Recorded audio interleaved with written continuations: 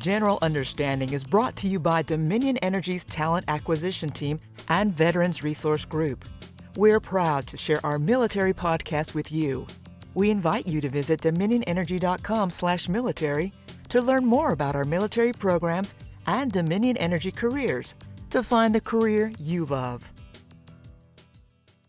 Welcome to General Understanding, a podcast for Dominion Energy employees where we speak with individuals who support our military and veteran communities and where we will recognize veteran and other military-connected employees who are helping to transform the way we do business. In today's episode, we speak with Navy veteran Dan Misch, founder and co-director of the Veterans Advanced Energy Project and senior manager of wind asset management for Invenergy LLC. In 2016, Dan founded the Veterans Advanced Energy Project while serving as a fellow for the Atlantic Council Global Energy Center. The Veterans Advanced Energy Project is designed to drive U.S. leadership in advanced energy by recruiting, equipping, and empowering military veterans who understand the importance of the evolving energy landscape to our future security and prosperity. Today's topics will include Dan's military and transition experiences and how he became interested in the energy industry, why he decided to start the Veterans Advanced Energy Project, the value veterans add to the energy industry, and things veterans and employers should know. Thank you for listening, and we hope you enjoy this episode. I'll hold your hands and you hold mine. Connect and walk ourselves up to the top. Support and that will develop till we can rise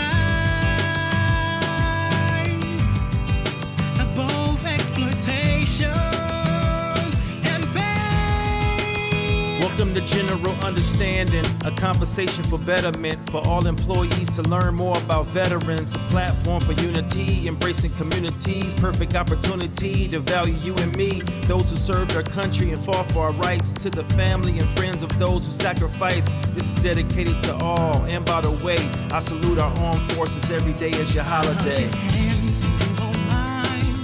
Connect and walk ourselves up to the top.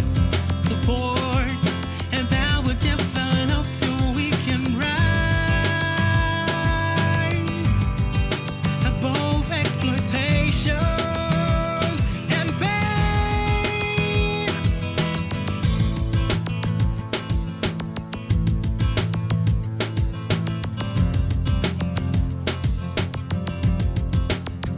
I'm your host, Matt Kellum, Military and Recruitment Program Coordinator, and we have a very special guest with us today. This gentleman is not a Dominion employee, as we have featured in some of our recent episodes, but he is a gentleman that I've gotten to know over the past, I guess, year and a half or two. He has a lot to share with us as far as his military and energy industry experiences, but one of the things we're going to want to focus on today is the Veterans Advanced Energy Project that Dan Misch, our guest, is the founder and co-director for. So with that, Dan, welcome to the General Understanding Podcast. Thank you. Thank you for having me. So Dan, tell us a little bit about yourself. Tell us your military experience, your transition, interest in energy, and where you are now, if you don't mind. I work for a company called Invenergy, headquartered in Chicago, working on wind and solar projects. I actually started that job in January and came from federal government service at Argonne National Laboratory, which I started in 2012 following my 5 years of service in the submarine force. So I went to the U.S. Naval Academy in Annapolis and studied physics, which made it a natural transition or choice to go into submarines, and was on the USS Pennsylvania out of Bangor and Bremerton near Seattle out on the West Coast. Okay. In May of 2012 is when I left the Navy, and I had really not much of a plan. I just got in my car and hit the road running. Spent that summer visiting friends and family and trying to figure out what I wanted to do. And I called it research. It was 11 months before I got the first job because I was very, very specific on where I wanted to be and what I wanted to do. I was focused first on the Nuclear Regulatory Commission, just given kind of my nuclear industry experience. Sure.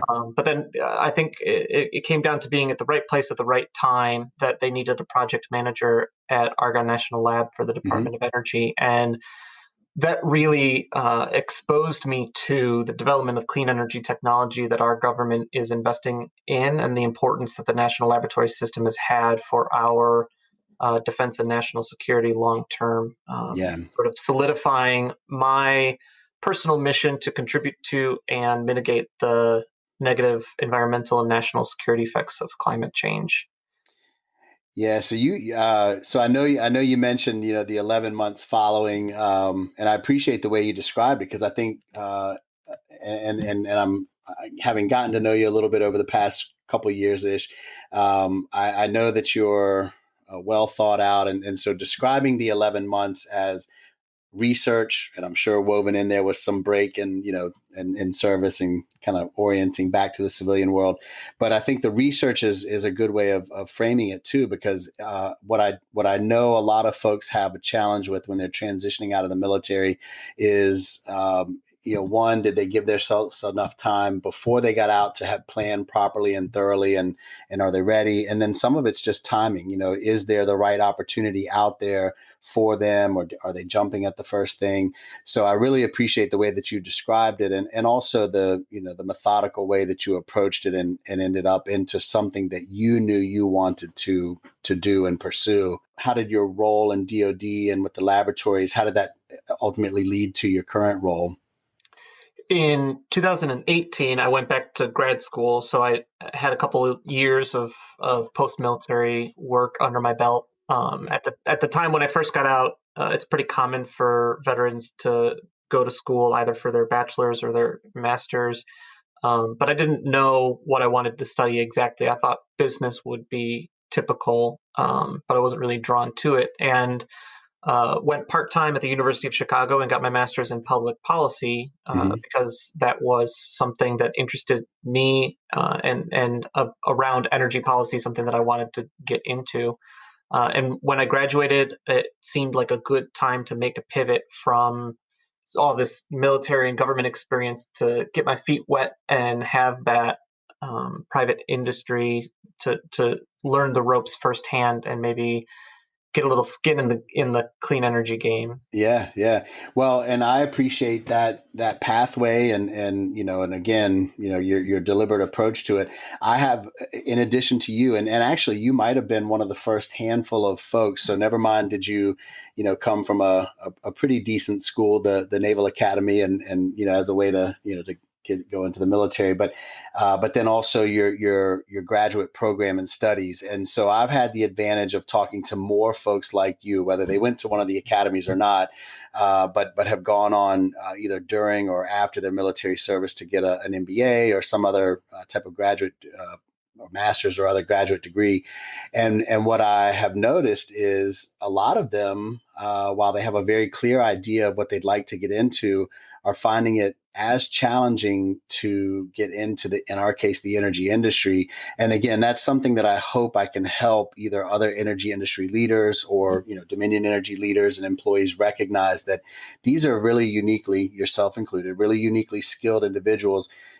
Let's make sure that we're looking at their education, skills, and experiences properly to help them come into roles in our company, and so that they can get their foot in the door and begin a really meaningful career, and so that we can benefit from the skills that they possess. So tell us on that note, and you mentioned your experiences. We'll get maybe a little bit more into some of the challenges that folks face when they're transitioning and getting into the energy industry.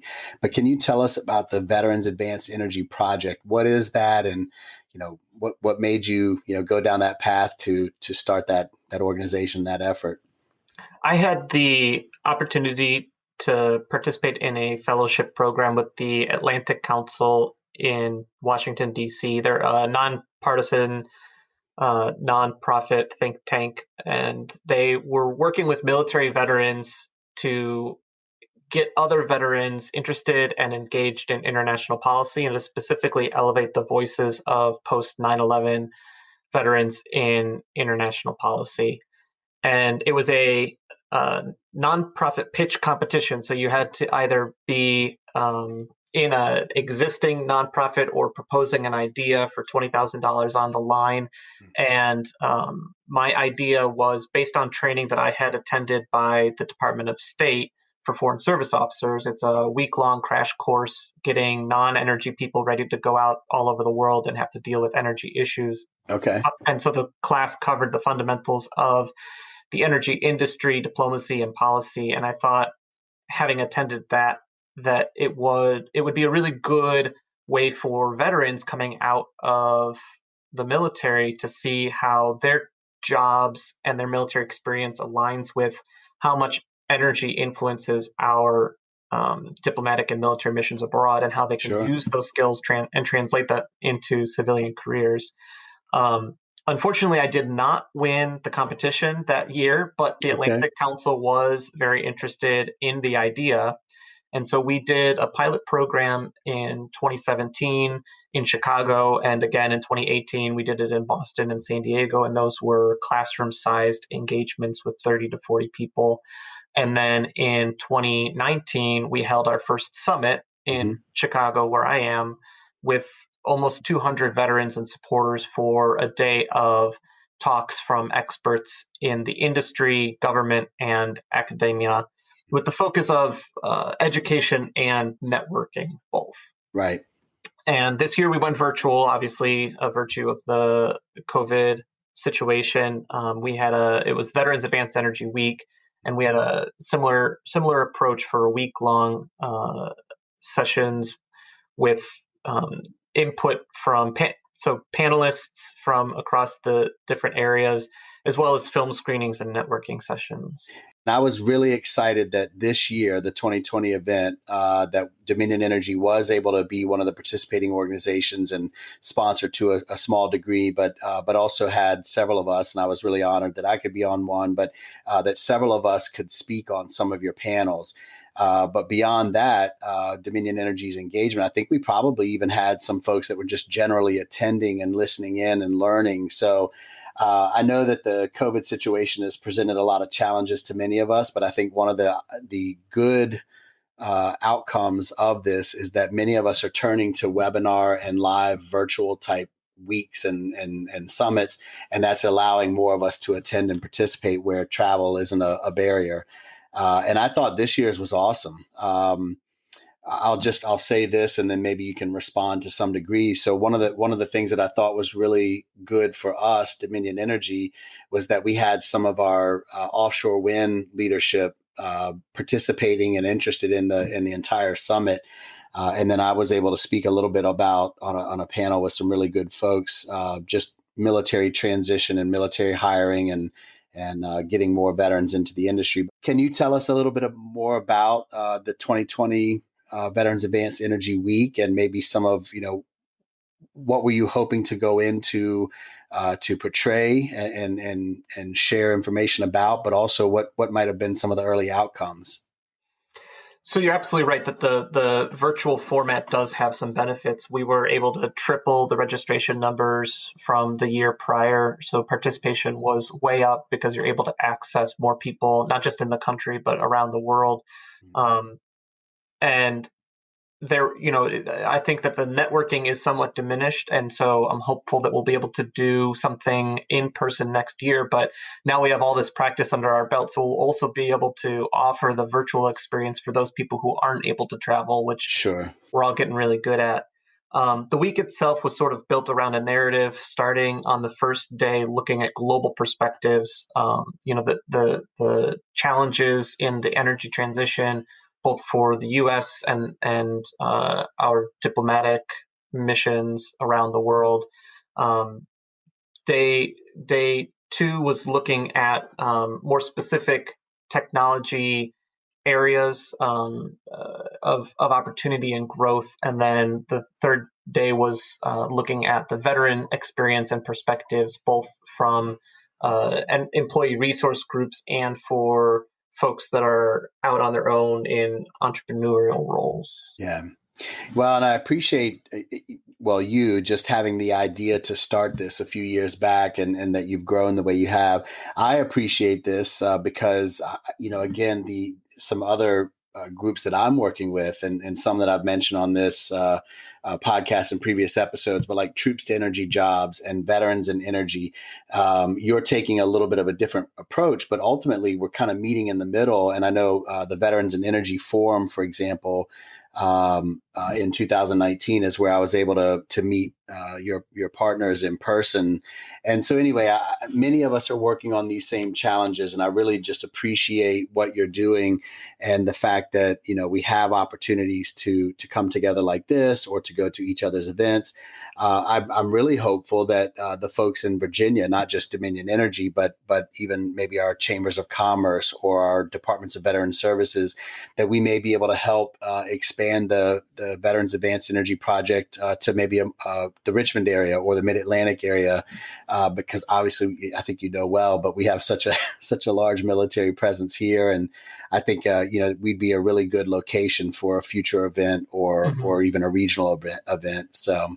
Well, I'm happy to share that we are very soon going to be announcing the second cohort of our Veterans Advanced Energy Fellows. Nice. And there will be 10 this year from all over the country, one of which is in Virginia. So depending on what the COVID situation looks like next year, hopefully we will be able to do something in your area. Switching gears just a little bit, but still staying on the value that veterans add to the energy industry. What are, maybe if you can, just even generally give your perspective and your own experience on what veterans bring to the energy industry, however you might like to address that. But then also maybe share some of the challenges that you're learning that veterans face in finding and keeping veterans in the energy industry, or veterans, sustaining their careers and opportunities in the energy industry.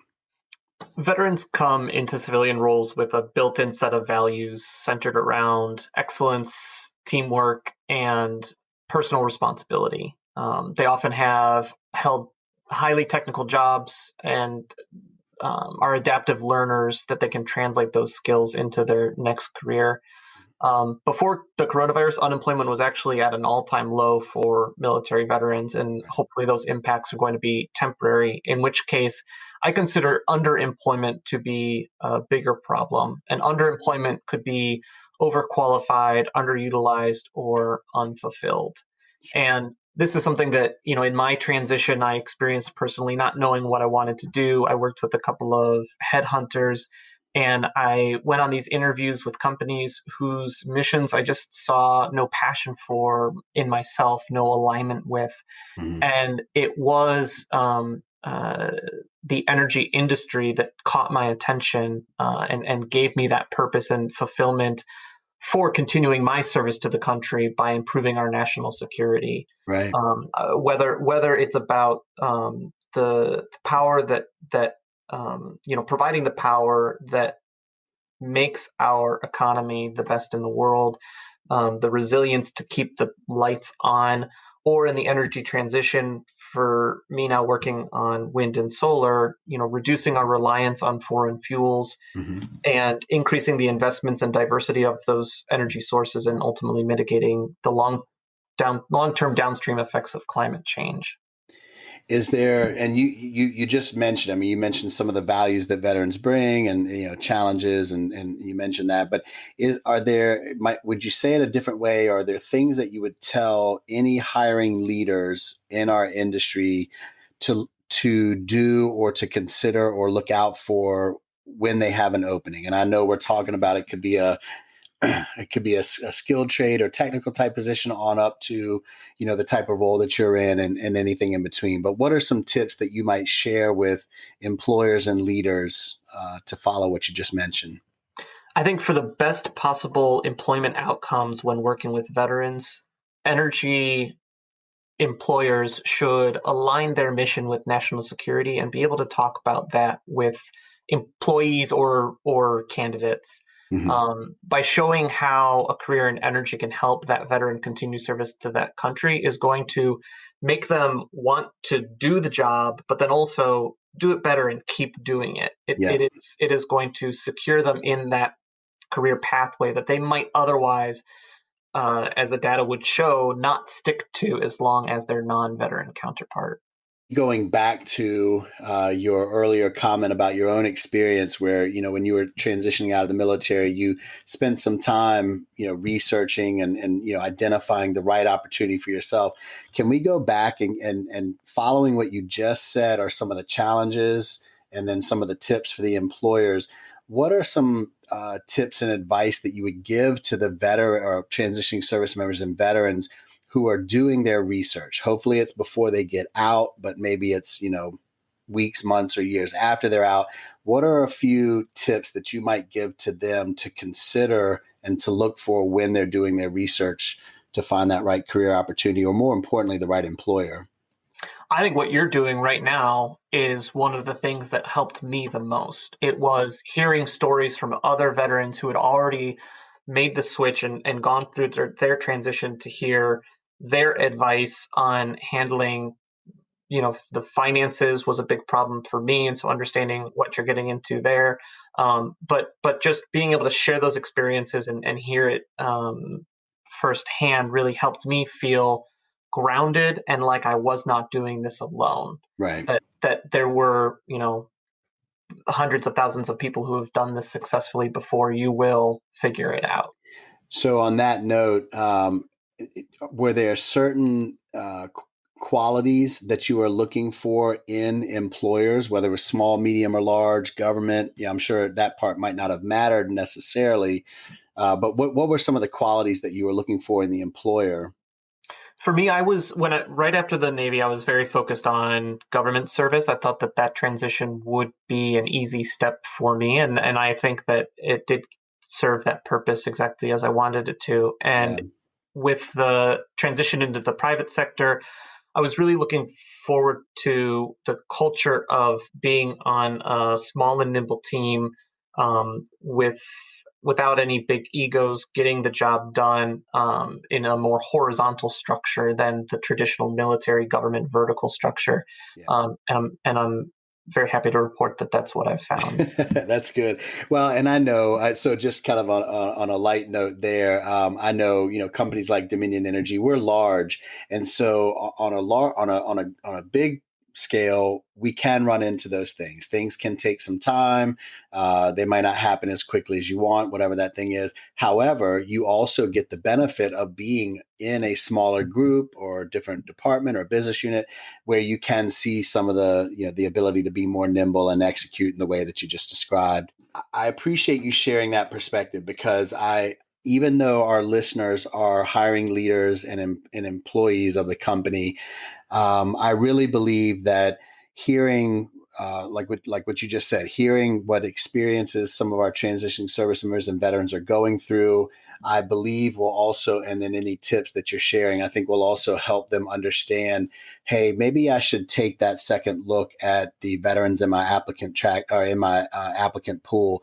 Or maybe if it's a veteran employee, maybe I can, and I'm a veteran, maybe I can present myself differently when I'm pursuing the next internal position, or even, just approach professional development a little bit differently and have more confidence in leveraging all those other things that I gained as a veteran and having been in the military. So I really appreciate you sharing all that. And then also sharing information about the Veterans Advanced Energy Project. My hope again is that, we, the other energy industry players and Dominion Energy in this area can become even more involved than we have to date, and then work with you all to come to the area and do more, as we said. On that note, we're nearing the end of our session today. And as listeners have come accustomed to, we have a portion of the show called At Ease. What's the coolest place that you've traveled or even most interesting place that you've traveled? So I'm going to take it back, and actually in the Navy, because I was on a ballistic missile submarine that had nuclear weapons, we do not make port calls. And so you leave Seattle and you come home to Seattle. Okay. Yeah. Even when you go for supplies at Pearl Harbor, they bring the supplies to you. You don't pull into port. And Gotcha. so I was very fortunate that we got to visit Ketchikan, Alaska. which is a remote spot where they do some of the sound testing for submarines. Okay. And what happens in Ketchikan stays in Ketchikan. But I will say that as far as port visits go, being my only one, it was a good time. That's cool. No, that's awesome, man. That's like really, you're right. When we were chatting beforehand, that I certainly didn't expect that, but that's pretty cool. That aside, I mean, I've heard nothing but good things about just Alaska in general. And I know you all didn't get to explore necessarily, but I know it's great for, sightseeing and other maybe more personal, vacation spots. And if you like that part of the world, do you have any plans to maybe try to go back and see what you couldn't see in Alaska? Yeah, I would love that. My dad actually, I think, has been to the 50 continental states, and so it's time to get out there. I do regret not doing the seaplane tours that were offered. Feel like that would have been a cool experience. Yeah, there's places I've traveled where, in hindsight, I think to myself, I wish I'd done that tour, whatever what I thought was the cheesy tour. I kind of wish I'd done that. And I will say, in some of the places that my wife and I have traveled, we've done like the hop on, hop off buses, which are like the narrated bus tours of a city or a place. But you're right. I think that would be good to always take advantage of. And I think, I don't know what my hobbies are going to be when I retire, but I think traveling is going to be one of them. So, well, Dan, I really appreciate your time and I appreciate your willingness to come on. I know you're very busy in your day job. I know you still do a lot for the Veterans Advanced Energy Project and all that entails day in and day out, but I really appreciate you taking some time to chat with us. And again, it's all with the hope that we can all continue to work together to create better awareness about having veterans come into our industry, and for those veterans that are in our industry to continue to help them learn and grow and make the most of the skills and experiences they possess. So with that, I really appreciate it, Dan. And before we leave, is there anything that you might like to share with our listeners as a way to maybe check out the Veterans Advanced Energy Project, a way to communicate with you, or whatever you'd like to leave our listeners with? So, Matt, thank you for having me, and thank you for being there during the Vets Energy Week and for Dominion's support. To learn more about us, go to www.vetsenergyproject.org. You can learn about the week we just had, our events coming up, and the fellowship, which will be announced very soon. Awesome. Well, thanks so much, Dan, and I hope you stay safe, and I'm sure we'll be talking to you and seeing you soon. Thanks, Matt. Thank you. That's all we have for today's episode. We'd like to thank our guests for joining us, and we hope you enjoyed the conversation. For more information about the company's military program, visit dominionenergy.com/military or search military program on the company's HR home site. To provide feedback for the show or to send us your questions, email militaryrelations@dominionenergy.com. A special thanks to Dennis McDade, Air Force veteran employee, for our theme music. Join us for our next episode when we have Air Force veteran Dennis McDade, Electric Serviceman First Class with Dominion Energy, on the show, and where we talk about Dennis's military experience and how he came to join the Dominion Energy team, development opportunities he's had with the company, and tips for veteran employees and leaders. And we'll learn more about how Dennis got into music and his experiences as a rap artist and performer. Thank you for listening, and remember, actions speak louder. I'll hold your hands and you hold mine, and act and walk ourselves up to the top. Support and power develop till we can rise above exploitation and pain. Welcome to General Understanding, a conversation for betterment for all employees to learn more about veterans, a platform for unity, embracing communities, perfect opportunity to value you and me, those who served our country and fought for our rights, to the family and friends of those who sacrificed. This is dedicated to all, and by the way, I salute our armed forces every day as your holiday.